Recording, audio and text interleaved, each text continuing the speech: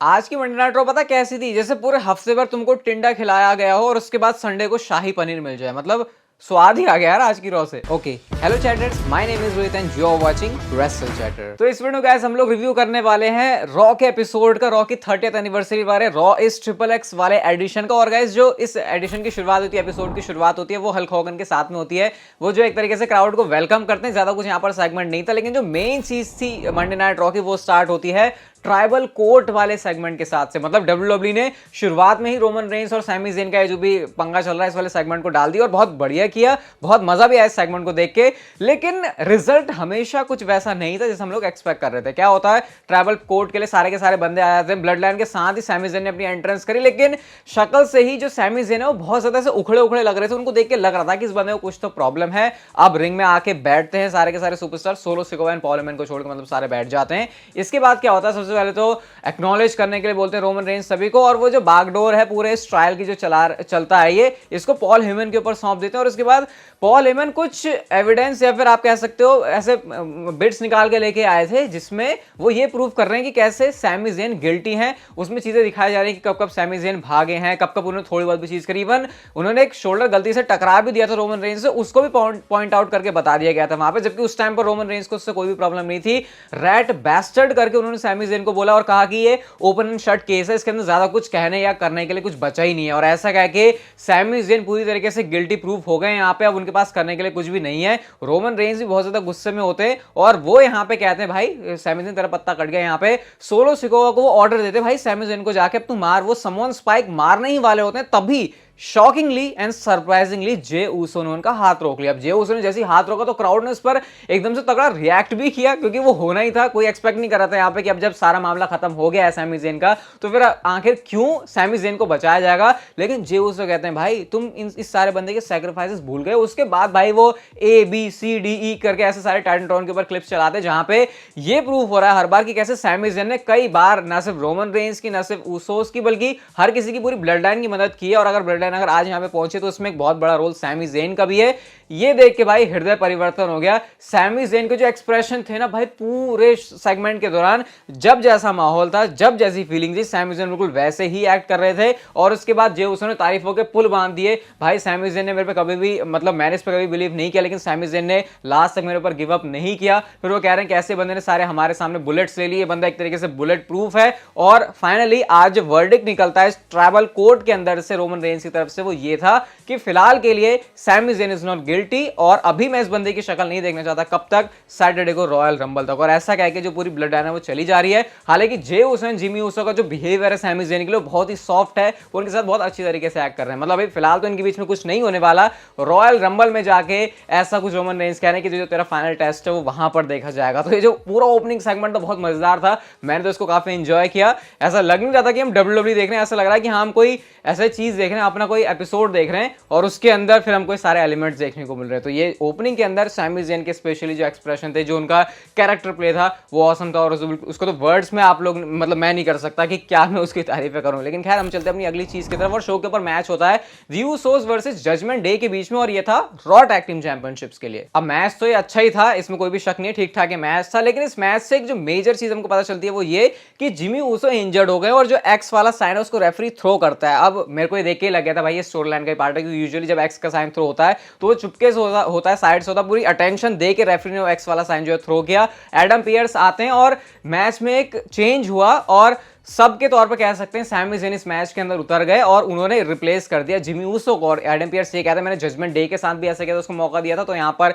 इनको भी मौका मिलना चाहिए। और मजे की बात भाई कितना मजा आया उसको देख के, जब दी ऊसोस का फिनिशर 1D जिमी ऊसो नहीं बल्कि Jey Uso and Sami Uso ने मिलकर लगाया है। और इसके बाद जो विक्ट्री हो गई है, सैमी ज़ेन के पास बेल्ट भी है, वो देख के काफी अलग अलग सा लग रहा था। और बैक से रोमन रेंस कह रहे हैं कि चल आज से इस बंदे ने अपना काम है जो कर दिया, लेकिन सैटरडे तक मैं इसको नहीं देखना चाहता, सीधा रॉयल रंबल में ही देखेंगे क्या होता है इसके साथ में। मतलब जो टेंशन है वो क्रिएट डेफिनेटली यहाँ पर हुई है, बट फिलहाल सैमी ज़ेन ब्लड लाइन के अंदर ही है और आज वो गिल्टी प्रूफ नहीं हुए। नेक्स्ट चीज गाइस जो शो के ऊपर होती है वो था एलन नाइट का सेगमेंट, और यहाँ पे कुछ अनएक्सपेक्टेड चीज थी। वैसे कल अगर आपने वीडियो देखी होगी तो आपको पता ही होगा होगा यहाँ पे क्या होने वाला है। एले नाइट यहाँ पर आकर कहते हैं ब्रे वाइट अपना फायरफ्लाई फन हाउस लेकर आए, मैं बच्चा हूं जो मैं उससे डर जाऊंगा, मैं यहाँ पर ट्रैश टॉक करने ब्रे वाइट के बारे में। लेकिन तभी अंडरटेकर का जो गॉन्ग है वो प्ले होता है, बट जो कैरेक्टर था वो डिफरेंट था। अमेरिकन बैडएस बन के यहाँ पर अंडरटेकर आए, थोड़ा सा वो अजीब सा लग रहा था मुझे। अंडरटेकर बाइक चला रहे हैं लेकिन चल नहीं रही सही से, पता नहीं क्या हो रहा है, कभी स्टार्ट भी नहीं हुई थी। वो काफी प्रॉब्लम्स मुझे लगा अंडरटेकर को इस बाइक को ऑपरेट करने में। एक तो हैंडल इतना ऊपर था भाई, वो ऑब्वियसली प्रॉब्लम क्रिएट करता ही, कुछ हद से ज्यादा ही लग रहा था मुझे।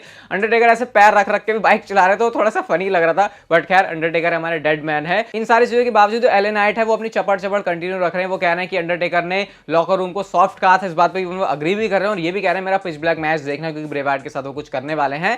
ऐसा कहते कहते ही ब्रे वाइट का भी थीम सॉन्ग प्ले हो जाता। ब्रे वाइट पीछे से एकदम लैंटर्न लेके आया और फट गई कह सकते हैं एले नाइट की। रिंग के अंदर एले नाइट पहुंचते अंडरटेकर ने चोक स्लैम के लिए तैयार तो उनको किया, लेकिन उसके बाद सौंप दिया ब्रे वाइट के ऊपर कि भाई ले इसको जो हाल करना तुझे करना है। बकरा उन्होंने जो है उनके पास सौंप दिया और उसके बाद जो अपना फिनिशर है सिस्टर एबिगेल वो लगाया उन्होंने और ब्रे वाइट के कान में कुछ फुसफुसा के अंडरटेकर चलेगा। अब ये आपकी ड्यूटी है बताना मुझे कमेंट सेक्शन में कि अंडरटेकर ने ब्रे वाइट के कान में क्या कहा था। लेकिन आज अंडरटेकर ने भी अपनी स्पेशल अपीयरेंस करके इस रॉ की 30th एनिवर्सरी को और भी ज्यादा स्पेशल बना दिया। आज शो के ऊपर स्टील केज मैच भी हेवीली एडवर्टाइज था बेली वर्सेस बैकी लिंच के बीच में।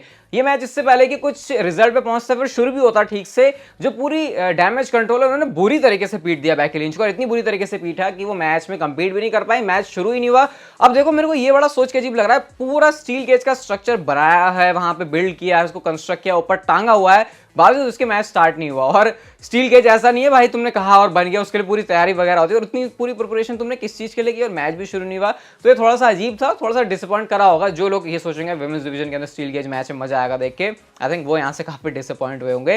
नेक्स्ट जो चीज होती है शो के ऊपर वो थी डी जनरेशन एक्स, और इसके अंदर कर्ट एंगल भी थे और सबसे फनी एलिमेंट इस पूरे सेगमेंट का यही था, कर्ट एंगल किसी भी तरीके से फिट नहीं हो रहे। यहाँ पर टी शर्ट उतार के दिखा रहे हैं कि उन्होंने डीएक्स की पहनी हुई है। इसके बाद यहाँ पे क्या होता है, इंपीरियम के बंदे आ जाते हैं और सारे जो पूरी डीएक्स है वो डर रही है, इंक्लूडिंग कर्ट एंगल की इंपीरियम को कैसे फेस करे। बारी बारी से Seth Rollins and Street Profits आ जाते हैं और ये डिसाइड होता है कि ये मैच होने वाला 6-man टैग टीम मैच, जिसके अंदर स्पेशल गेस्ट रेफरी होंगे कर्ट एंगल। बढ़िया लगा मुझे स्पेशल गेस्ट रेफरी की जो स्ट्रिप होती है ना वो ब्लैक एंड व्हाइट होती है वैसे, लेकिन यहाँ पर वो रेड एंड ब्लू थी, तो ऐसा करके भी डब्ल्यूडब्ल्यूई कर सकती है। मतलब स्पेशल गेस्ट बनाना है तो जो कलर है उसको ही चेंज कर दो। और बाकी मैच के रिजल्ट की बात करें तो अच्छा मैच था और एंड में सेथ रॉलिंस के स्टॉर्म के साथ में इस मैच में street profits and Seth Rollins की विक्ट्री हो जाती है। नेक्स्ट शो के ऊपर आती है शार्लेट फेयर, अपने बारे में वो बड़ी बड़ी बातें कर रही है, उनको अगर बियांका ब्लेयर ने इंटरप्ट किया, सोनिया डेविल ने किया। इसके बाद मैच शुरू हो जाता है बियांका ब्लेयर और सोनिया डेविल के बीच में, एंड मैच का रिजल्ट क्या होना था, बियांका ब्लेयर मैच को जीत जाते हैं। लेकिन मैच के बाद अलेक्सा ब्लिस आती है और एक तरीके से हाइप कर रहे थे अपने रॉयल रंबल वाले मैच को।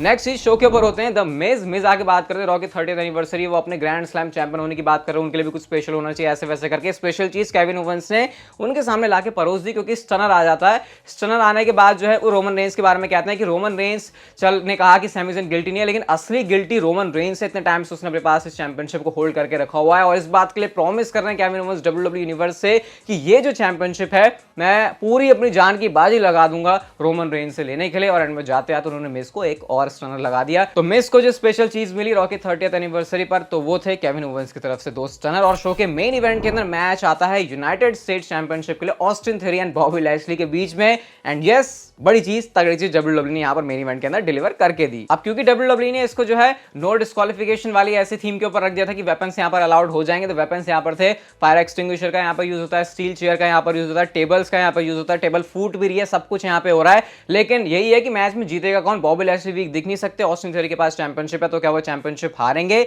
लेकिन डब्ल्यूडब्ल्यूई ने इस मैच के बिल्कुल एंड में बहुत मस्त चीज डाली, बस 2-3 मिनट रह गए थे जब हम कमर्शियल से वापस आते हैं और उसके बाद हमने ऑस्टिन थ्योरी की तरफ से यहाँ पर लो ब्लो भी देखा, ऊंचाइयों पे ले जाके जो अपना स्पाइन बस्टर ठोका है बॉबी लैशली ने ऑस्टिन थ्योरी को। उसके बाद बॉबी लैशली खुद भी ढेर हो जाते हैं और गाइस तभी थीम सॉन्ग प्ले होता है the beast incarnate Brock Lesnar का। और आज मंडे नाइट रॉ के एपिसोड में ब्रॉक लेसनर आ चुके हैं वापस। ब्रॉक लेसनर का टारगेट है सिर्फ एक बंदा और वो है बॉबी लैशली। बॉबी लैशली को आगे सबसे पहले उन्होंने F5 लगाया, आजू बाजू देखते हैं, अच्छा ऑस्टिन थ्योरी भी पड़ा, जरा इसके ऊपर भी अपने हाथ साफ कर लेते हैं। हाथ साफ किए बहुत ही अच्छे फैशन में, इतना ब्यूटीफुल चीज वो लगी मुझे। हालांकि पिट रहे हैं दोनों सुपरस्टार, लेकिन फिर भी इसमें अपने आप में ही ब्रॉक लेसनर की एक आर्ट है जो उन्होंने काम किया। यहाँ पे F5 लगाया ऑस्टिन थ्योरी को और ऑस्टिन थ्योरी सीधा गिरे बॉबी लैशली के ऊपर, यानी कि ये सेम वो पोजीशन थी जिस पे सुपरस्टार जो दूसरे सुपरस्टार को पिन करता है, सारे शोल्डर जो है टच थे बॉबी लैशली के मैट के ऊपर और ऑस्टिन थ्योरी ऊपर चढ़े हुए थे।